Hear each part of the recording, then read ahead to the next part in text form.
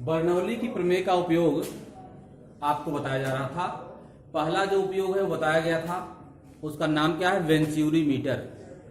पहला उपयोग क्या है, वेंचुरी मीटर, जिसमें आप उस डिवाइस के माध्यम से, यानी वेंचुरी मीटर की जो डिवाइस होती है उसके माध्यम से किसी नली में द्रव प्रवाह की दर ज्ञात करते हैं और साथ ही साथ द्रव प्रवाह का वेग भी आप ज्ञात कर सकते हैं। ठीक है, सूत्र भी निकला हुआ था एक, वह सूत्र आप याद रखेंगे अच्छे से, उसका उपयोग जहां भी होगा आप लगाएंगे। ठीक है ना। इसके बाद अगला जो उपयोग है, क्या पढ़ रहे हैं आप, पढ़ रहे हैं बर्नौली प्रमेय का उपयोग। बर्नौली प्रमेय का उपयोग, ठीक है ना।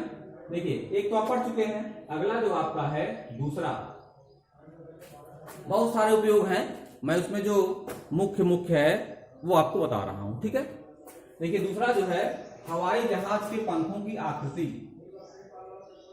हवाई जहाज के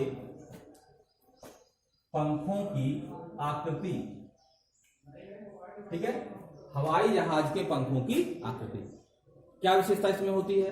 देखिए, पहले तो बर्नौली प्रमेय आप जरा ध्यान दे दीजिए, P plus half rho V square is equal to constant. ठीक है ना, ये आपको ध्यान देना है। अगर क्षैतिज है तो अक्सर हर जगह क्षैतिज ही लगेगा, अक्सर हर जगह पर क्षैतिज ही रहेगा, है ना।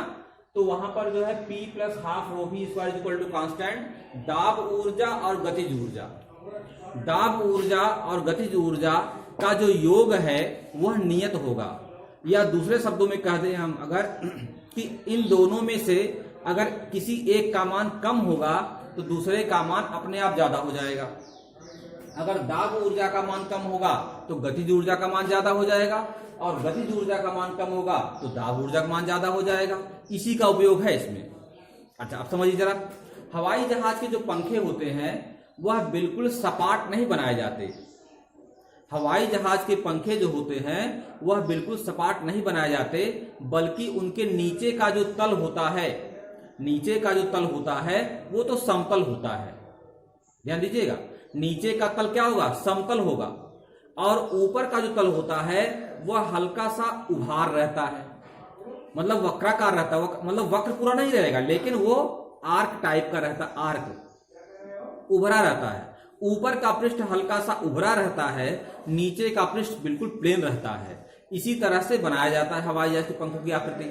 इससे क्या लाभ होगा कि जब वो हवाई जहाज चलेगा आपका, ठीक है, तो वायुमंडल में जब वायु के बीच से चलेगा तो जो नीचे की तल सतह है समतल, उस समतल सतह से चलने वाली हवा जो है वो अपने सामान्य वेग चलेगी, अपने हवा का जो वेग होगा उस हवा को चीरते हुए या काटते हुए जो है वो हवाई जहाज अपना जाएगा।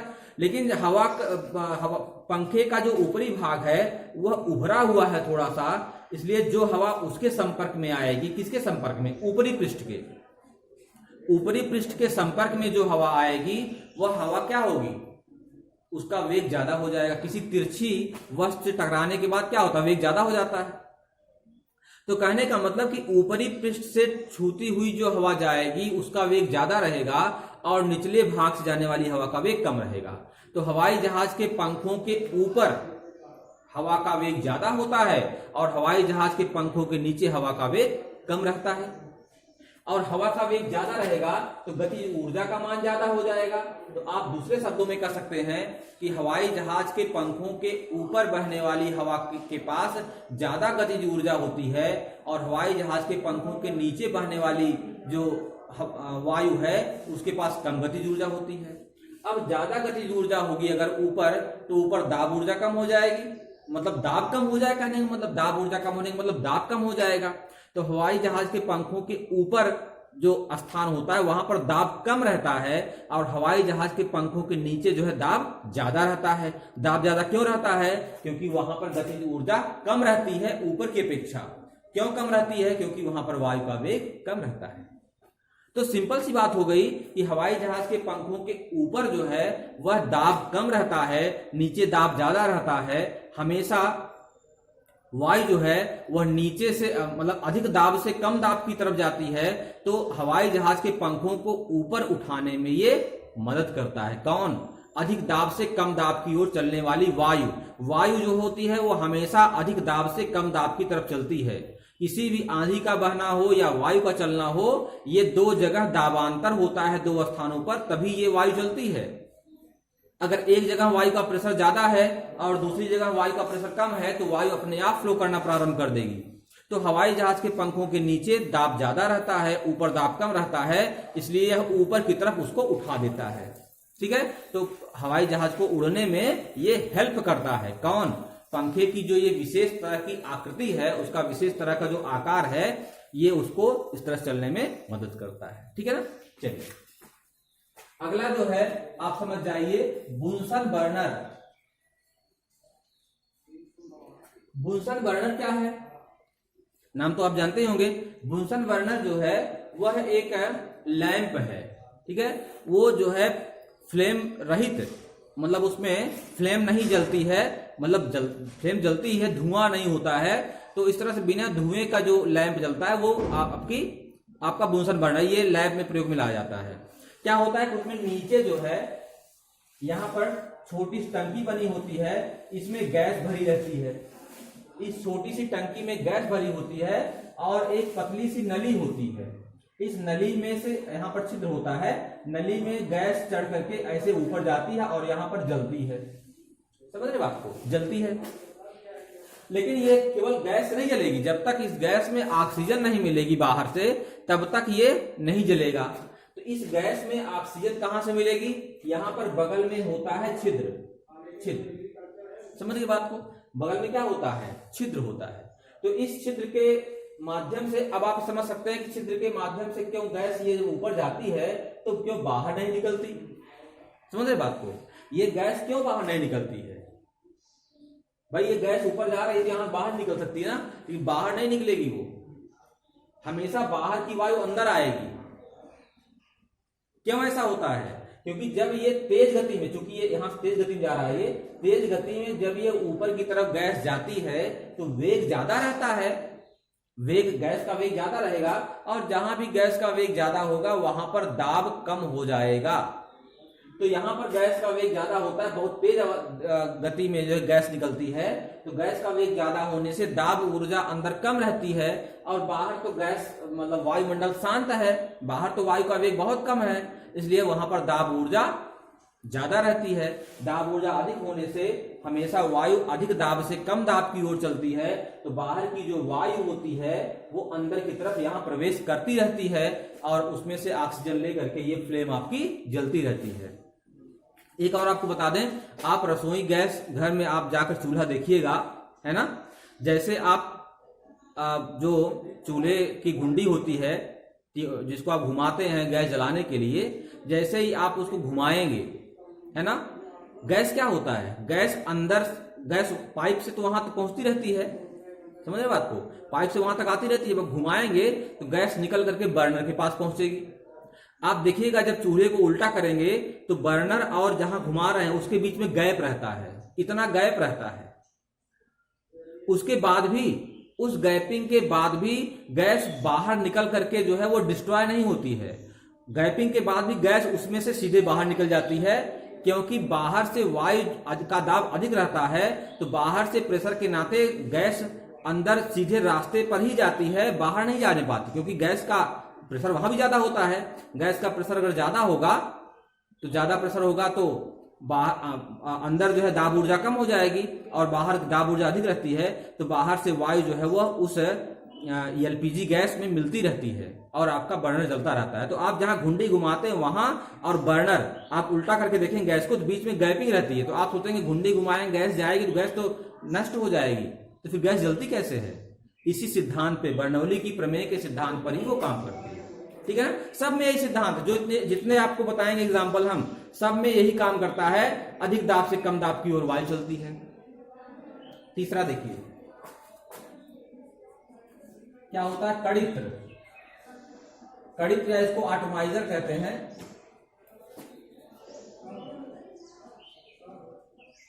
कड़ित्र या एटमाइजर क्या है? अरे वही जो सुगंध आप के लिए, खुशबू के लिए आप दबाते हैं तो स्प्रे होता है, स्प्रे होता है तो अच्छी सुगंध आपकी बाहर से आती है, उसी को कड़ित्र कहते हैं। उसमें क्या होता है कि नीचे एक, यही सिद्धांत वहां भी काम करता है, नीचे एक टंकी होती है, उस टंकी से, अब उसका ऐसे देखिए, यहां पर जो है ये क्या है, ये रबर का थैला है, इसी को आप दबाते हैं तो फिर गैस निकलती है, वायु जाएगी।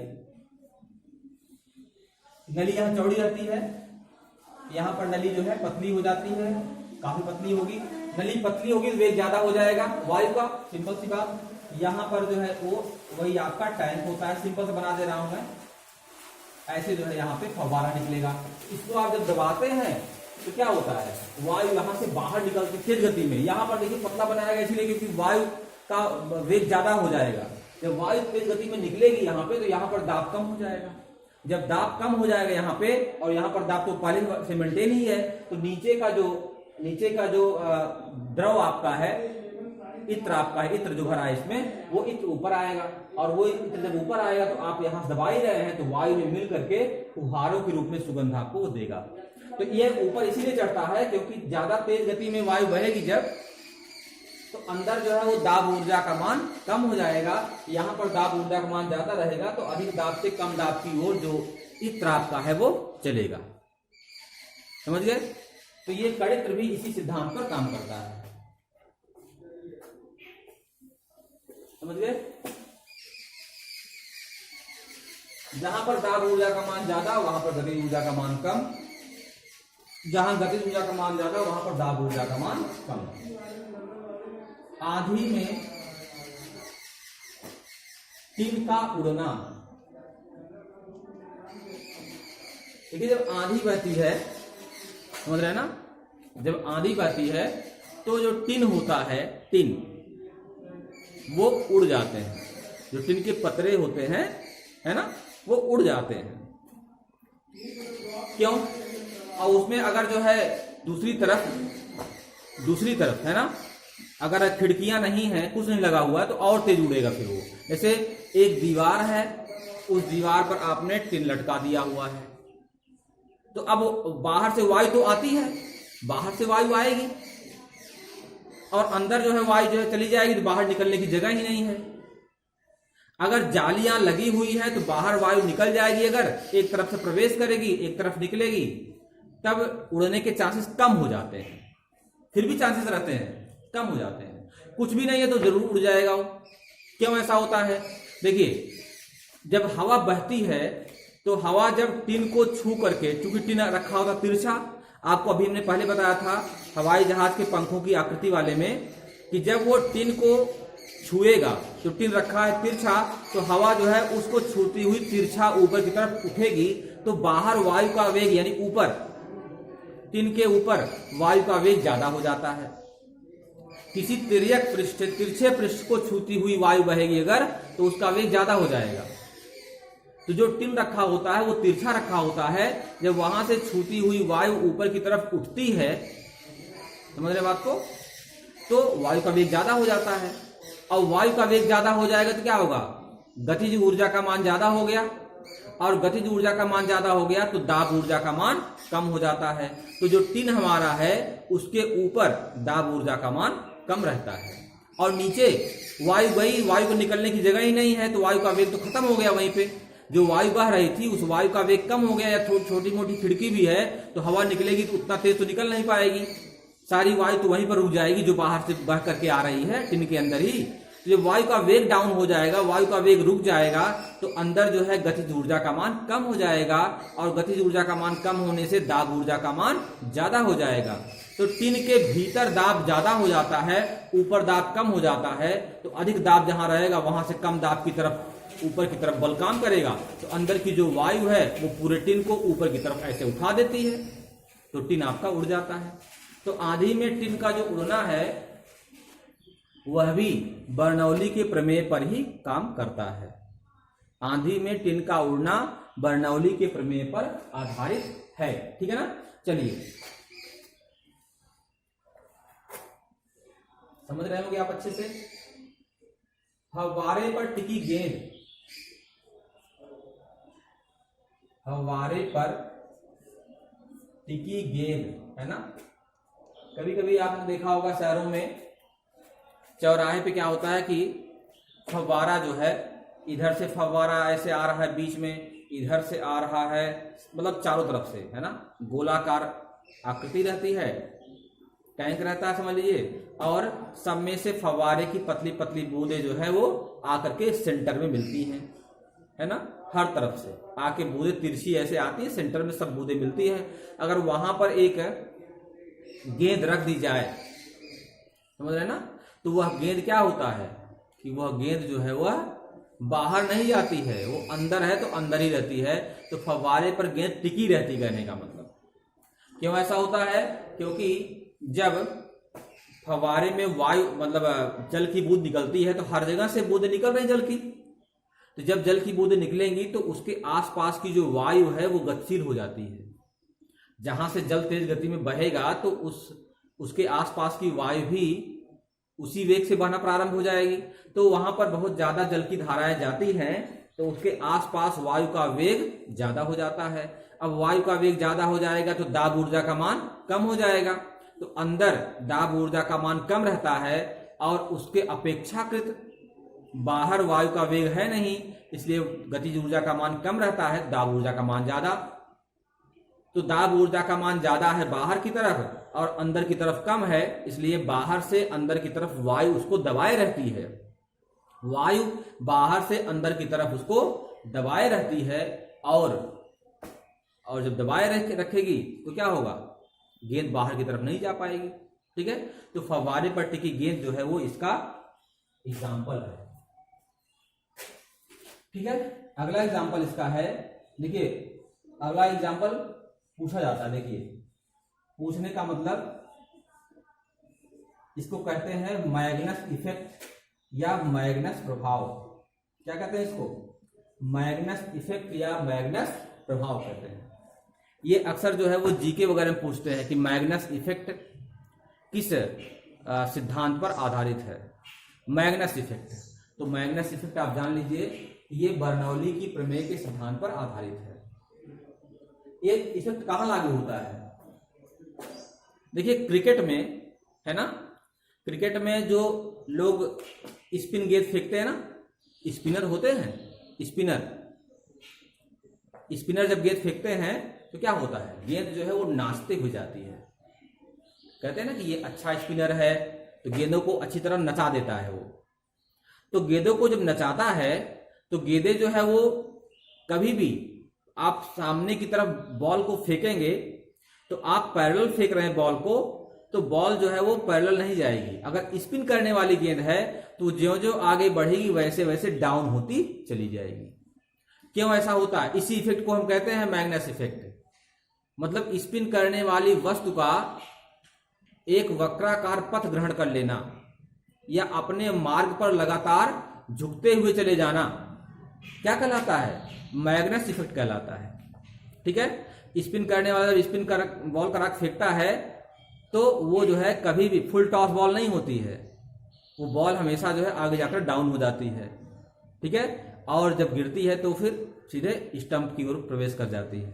ठीक, देखिए क्या होता है उसमें, ये गेंद आपकी हो गई। ठीक है, गति मान लीजिए इधर की तरफ आप गेंद को फेंक रहे हैं, गेंद को फेंक रहे हैं आप सामने की तरफ, आपने इसको स्पिन करा दिया है। स्पिन कराने में क्या होता है? बाहर गेंद का वेग इधर रहेगा, अगर ऊपरी सतह की बात कर रहा हूं, ऐसे आपने स्पिन करा दिया तो ऊपर गेंद का वेग इधर रहेगा। गेंद मतलब अगर क्लॉकवाइज आपने कराया है, इधर से इधर की तरफ ऊपर जाएगी और नीचे जो है इधर से इधर की तरफ जाएगी। कहने का मतलब इधर की तरफ वायु का वेग, मतलब गेंद का वेग, गेंद के वेग की बात कर रहा हूं, v वेग से गेंद जो है इधर जाएगी और इधर वाली गेंद इधर का सिरा नीचे की तरफ आएगा। ऐसे घूमेगा ना ये, अरे घुमाएंगे ऐसे तो ऊपरी सतह जो है वो इधर की तरफ आएगी और भीतरी सतह निचली वाली इधर की तरफ आएगी। समझिए बात को? एक हो गया, एक तो गेंद का वेग हो गया। दूसरे, जब कोई गेंद हवा में आगे की तरफ बढ़ती है तो जब वो आगे की तरफ बढ़ेगी, है ना, तो अपना स्थान छोड़ेगी। जैसे यहां पर गेंद है, आगे बढ़ गई तो इस गेंद की जगह खाली हुई ना, यहां कौन आएगा? वायु आएगी। वायु वहां से आएगी, जहां पर ये आगे बढ़ गई वहां की वायु यहां कवर करेगी। तो कहने का मतलब कि बाहर से जो वायु है वह पीछे की तरफ आती है। बाहर से वायु कहां आती है? पीछे की तरफ। मतलब जो सामने की तरफ वाली वायु है वो बैक साइड में पीछे की तरफ आती है। क्यों? क्योंकि जिस दिशा में गेंद जा रही है उसके बैक दिशा में, उसके पीछे की दिशा में स्थान खाली हो रहा है। उस खाली स्थान को भरने के लिए, इस खाली स्थान को भरने के लिए वायु जो है सामने से पीछे की तरफ आती है। तो इधर से भी वायु आकर इसको कवर करेगी, यहां स्थान को, इधर से भी वायु आके इस स्थान को कवर करेगी। तो दोनों जगहों से आकर के इस स्थान को ये कवर कर लेगी। ठीक है, फिर ये गेंद आगे बढ़ेगी, फिर अगली वाली वायु आके यहां कवर कर लेगी। तो कहने का मतलब एक तो वायु का वेग होता है पीछे की तरफ जो स्थान खाली हो रहा है वहां पे, और दूसरा जो है वो इस तरह से वेग होता है किसका? गेंद का खुद का वेग होता है। तो अगर हम यहां देखें तो यहां पर दोनों वेग कैपिटल भी और स्मॉल भी, यानी हवा का वेग और गेंद का वेग दोनों एक दिशा में हो जाते हैं तो जुड़ जाएंगे। तो टोटल वेग हो जाएगा v plus small v plus capital v, small v plus capital v नीचे की तरफ, और ऊपर की तरफ विपरीत हो गए तो capital V minus small v। तो गेंद जो है इसके ऊपर जो वेग होता है वो कम हो जाता है और नीचे जो वेग होता है वो ज्यादा हो जाता है।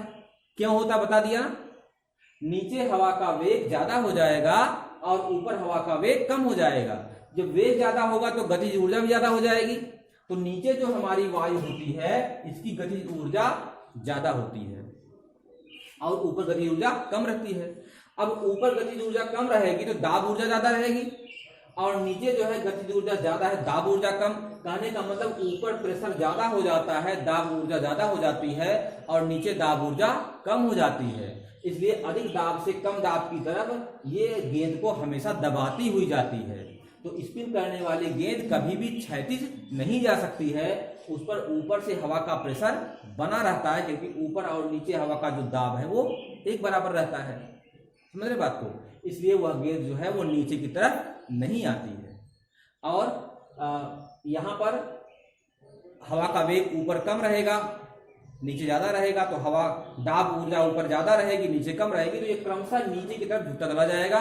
इसी इफेक्ट को हम कहते हैं मैग्नस इफेक्ट। अगर ये गेंद स्पिन ना करती होती, सीधे आप फेंकते, तब ये इफेक्ट ना काम करता, तब गेंद सीधे आपकी चली जाती, बाद में जाके वो परवलयाकार मार्ग बनाती, क्योंकि पृथ्वी का जो गुरुत्वाकर्षण है वो तो काम ही करता। यहाँ पर पृथ्वी के गुरुत्वाकर्षण के अलावा की बात हो रही है, हवा का प्रेशर ऊपर ज्यादा काम करता है, नीचे कम काम करता है। तो स्पिन करने वाली गेंद परवलयाकार मार्ग का अनुसरण करती है। इस इफेक्ट को हम कहते हैं मैग्नस इफेक्ट। समझ गए? चलिए एक आपको और बताएंगे,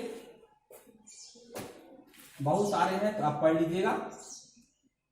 एक और आप बताएंगे हम, रक्त प्रवाह। चलिए, रक्त प्रवाह के कारण, ठीक है, दिल का दौरा पड़ना, दिल का दौरा पड़ना, ध्यान समझिएगा, महत्वपूर्ण आपके बॉडी जुड़ा हुआ है ये। देखिए आपके पूरी बॉडी में क्या है? नसों का जाल बिछा हुआ है, मतलब धमनी और सिराओं का। ठीक है, धमनी और सिराओं का जाल बिछा हुआ है। ठीक है, आप जानते हैं धमनी से शुद्ध रक्त बहता है, सिरा से अशुद्ध, है ना? सही है, या इसका उल्टा जो भी होगा। धमनी और सिरा जो है क्या होते हैं? ये रक्त प्रवाह के लिए उत्तरदायी होते हैं, है ना? एक जो है ब्लड को ले जाता है हार्ट में, एक वहां से ले आता है। ठीक, कोलेस्ट्रॉल जो होता है, कोलेस्ट्रॉल नाम सुना होगा आपने। कोलेस्ट्रॉल जो होता है, लोग कहते हैं ना चिकनी चीजें ज्यादा नहीं खानी चाहिए, कोलेस्ट्रॉल लेवल बढ़ जाता है तो ब्लड प्रेशर बढ़ेगा। समझ रहे बात को? तो कोलेस्ट्रॉल जो होता है वो एक चिपचिपा पदार्थ है जो आपकी नसों में प्रवाहित, जैसे ब्लड के साथ प्रवाहित होता है कोलेस्ट्रॉल, तो नसों में जाके चिपक जाता है। वेंस में बता रहा हूं, नसों में जहां से ब्लड प्रवाहित होता है उनमें चिपक जाएगा। जैसे ये जो है आपकी धमनी या सिरा है, यहां से ब्लड प्रवाहित हो रहा है, तो कोलेस्ट्रॉल क्या होता है? जब कोलेस्ट्रॉल आपका बढ़ता है तो क्या होता है? ये यहां चिपक जाएगा, सिराओं मतलब धमनी के चारों दीवारों से चिपक जाएगा। जब चिपक जाएगा तो यहाँ का स्पेस कम होगा ज्यादा हो जाएगा, आप बताइए। कम हो जाएगा स्पेस, मतलब यहाँ पर स्थान कम हो जाएगा, जो ब्लड के बहने के लिए जगह मिली थी वो कम हो गई ना। जब कोलेस्ट्रॉल चिपक गया तो स्थान कुछ कवर हो गया। जब ये स्थान कम हो गया तो यहाँ पर जो द्रव का माफ कीजिएगा, जो रक्त का प्रवाह हो रहा था वह प्रवाह ज्यादा होगा कम होगा? वो प्रवाह बढ़ जाएगा, क्योंकि द्रवों के अविरतता के सिद्धांत के अनुसार जब ज्यादा जो है वो स्थान होता है, क्षेत्रफल ज्यादा होता है तो वेग कम होता है। A1 गुणे V1 इक्वल टू A2 गुणे V2 होता है ना। क्षेत्रफल कम जब हो गया तो वेग ज्यादा हो गया। तो पहले जो है क्षेत्रफल ज्यादा था तो वेग कम था, अब जो है द्रव और मतलब रक्त जो आपका है और तेज बहेगा। तो कोलेस्ट्रॉल जो है जब आपका बढ़ जाता है तो रक्त क्या होता है, और तेज बढ़ता है और तेज बहेगा। रक्त के प्रवाह का वेग बढ़ जाता है, और जब रक्त प्रवाह का वेग बढ़ जाएगा तो बहने मतलब वेग जब बढ़ेगा तो गतिज ऊर्जा बढ़ेगी। तो वेग जो है ज्यादा जब हो गया आपका तो अंदर की जो गतिज ऊर्जा है वो बढ़ गई, ठीक है। रक्त की जो गतिज ऊर्जा बढ़ गई, और गतिज ऊर्जा ज्यादा होने से बर्नौली प्रमेय में आई है, गतिज ऊर्जा बढ़ जाने से दाब ऊर्जा का मान कम हो जाता है। जब दाब ऊर्जा अंदर कम हो गई, उसके अपेक्षाकृत दाब ऊर्जा ऊपर ज्यादा रहेगी। भाई ऊपर जितना था उतना ही रहेगा, लेकिन यहाँ पर जो है कोलेस्ट्रॉल में क्या होता है, कोलेस्ट्रॉल के कारण जो है दाब ऊर्जा यहाँ अंदर कम हो गई तो ऊपर दाब ज्यादा नीचे दाब कम, तो नसों को दबाएगा, ये नसों को प्रेशर पड़ेगा कुछ ना। जब प्रेशर पड़ेगा तो क्या होगा, ये और भी कम होगी, और कम होगी ये। जब और कम होगी ये मोटाई इसकी, तो रक्त आपका और तेज बहेगा। फिर जब ये मोटाई कम हो गई रक्त और तेज बहेगा। जब रक्त और तेज बहेगा तो गतिज ऊर्जा और ज्यादा हो जाएगी, गतिज ऊर्जा और ज्यादा हो जाएगी तो दाब ऊर्जा और कम हो जाएगी। तो अंदर दाब ऊर्जा और कम हो गई, अगर ऊपर दाब ऊर्जा और ज्यादा तो और दबाएगा। फिर ये समझ रहे बात को, जितना ही तेज जो है वो बहेगा रक्त, उतना ही दाब ऊर्जा अंदर कम हो जाएगी, और ऊपर से नसों को दबाता जाएगा। और जब दबाएगा तो ब्लड का प्रवाह तेज होगा। तो ब्लड का प्रवाह तेज कौन करेगा, हार्ट करेगा। तो हार्ट के ऊपर जोर पड़ेगा ना। अभी रक्त का प्रवाह धीमी गति में हो रहा है, और फिर जो है जब स्थान कम हो गया मान लीजिए कोलेस्ट्रॉल के नाते, या ऊपर से प्रेशर पड़ना शुरू हुआ तो हार्ट पर जोर पड़ेगा। हार्ट पंप करता है ना, इस पर जोर पड़ेगा, जैसे इंजन पर जोर पड़ता है आपका, ठीक है, वैसे इस पर जोर पड़ेगा और तेज ब्लड को प्रवाह कराना चाहेगा ये। फिर जो है ब्लड और तेज प्रवाहित होगा, और ज्यादा दाब ऊर्जा जो है वो ऊपर हो जाएगी, और दबाएगा, फिर हार्ट पे जोर पड़ेगा, फिर इसको और तेज गति करना चाहेगा। धीरे धीरे जो है हार्ट पे क्या होता है, प्रेशर पड़ते पड़ते जो है हार्ट मतलब क्रैक कर जाएगा, आपका हृदय गति आपकी रुक जाएगी, ठीक है। इसी को तो आप कहते हैं कि हार्ट अटैक हो गया है। हार्ट आप काम करना बंद कर देगा, इतना प्रेशर वो झेल नहीं पाएगा, ठीक है। इसलिए कोलेस्ट्रॉल लेवल आपका न बढ़ने पाए। कोलेस्ट्रॉल बढ़ने से बहुत खतरा है ना। बर्नौली की जो प्रमेय है वहां लागू हो जाती है, और दिल का दौरा पड़ने के चांसेस आ जाते हैं, ठीक है। समझ गए होंगे आप। तो इतने सारे एग्जाम्पल आपके हैं, इतना पर्याप्त है, सफिशियंट है। जो अच्छे एग्जाम्पल थे हमने सब बता दिया आपको। इसका नोट्स बना लीजिएगा। एक टॉपिक और रह गया है, लेकिन वीडियो लंबा हो जा रहा है, इसलिए मैं उसको कल बताऊंगा, ठीक है। वो बता दूंगा, फिर चैप्टर खत्म हो जाएगा। न्यूमेरिकल आप सॉल्व किए रहिएगा, पूछ लीजिएगा, ठीक है। उसको बताने के बाद फिर हम लोग अगले चैप्टर पे आ जाएंगे, ठीक है। अगला चैप्टर आपका है पृष्ठ तनाव या सरफेस टेंशन, उसके बारे में हम लोग फिर पढ़ेंगे, ठीक है।